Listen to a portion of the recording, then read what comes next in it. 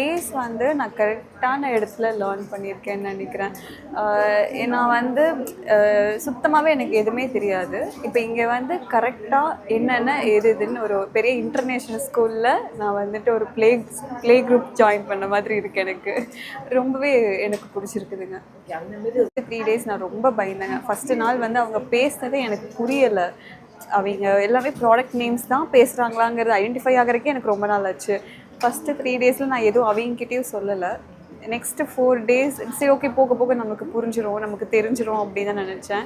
4th day தான் நான் சொன்னேன், எனக்கு வந்து லிப்ஸ்டிக் அண்ட் ஐஷேடோக்கே டிஃப்ரென்ஷியேட் தெரியாது, அங்கே பேலட்டாக இருக்குது அப்படின்னு. மேமே ரொம்ப ஷாக் ஆனாங்க. நான் நினைக்கிறேன் என்னை மறக்கவே மாட்டாங்க அப்படின்ட்டு. அதுக்கப்புறம் ரொம்ப ஹெல்ப் பண்ணாங்க.